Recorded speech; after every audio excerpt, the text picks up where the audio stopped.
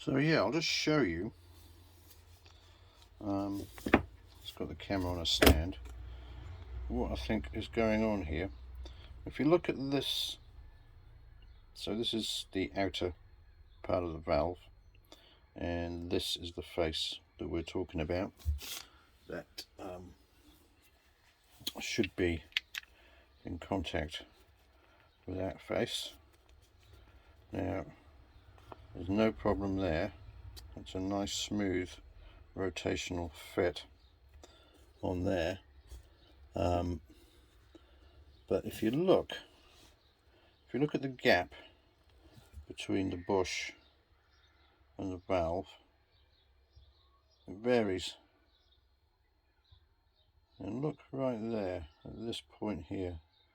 This part of the valve is thicker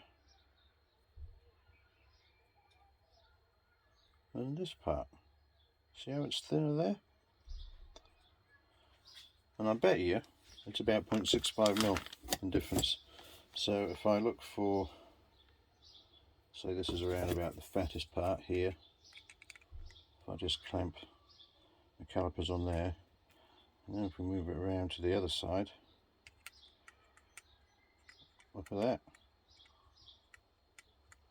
So that's about 5 mil, and that's about 4.5, which is probably the 6.5. So I think what's happened here is when this portion of the shaft is worn, and this is the original bush, rattle rattle rattle, which is for 17 mil, not 6.5. I think what's happened here is this valve has worn, the bush and the shaft have worn together and got sloppy, and then that's allowed the valve, as it's rotating in the cylinder head, to sort of do this, to wander around a bit, which it can do because the fit of this part of the valve in the head is all very loose. You know, there's quite a lot of clearance around here, so this can sort of wander around a bit, and that's what it's been doing. And as it's been doing that, while it's been wandering around, it's worn down this face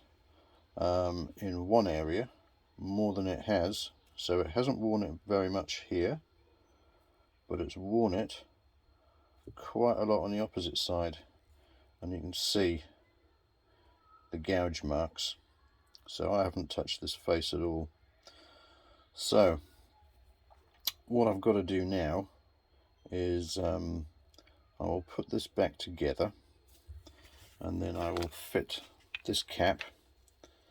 So I'll put this back in the cylinder head, I'll fit this cap loosely, or as I'll screw it up as much as I can, and I'm going to put some blue, some dicam on this face, and then hopefully where there's contact the dicam will get rubbed off, and then I will be able to get the files out, because I haven't got a lathe. Even if I did have a lathe, I don't know how you'd set it up in the chuck, because you can't really set it off this diameter anyway, and you can't really set it off. Even if I put this valve together with the other half, there's not really anything on the other side nothing reliable that says it's perfectly concentric anyway, to stick in a lathe and then, you know, just take a skim off this face. So I'm going to do it by hand. I might have to take a little bit off the thickness of that bush, maybe. We'll see. But anyway, it's time for some fitting work, some laborious, iterative fitting work. File it a bit, try it, file it a bit, try it. So that's what needs to happen now.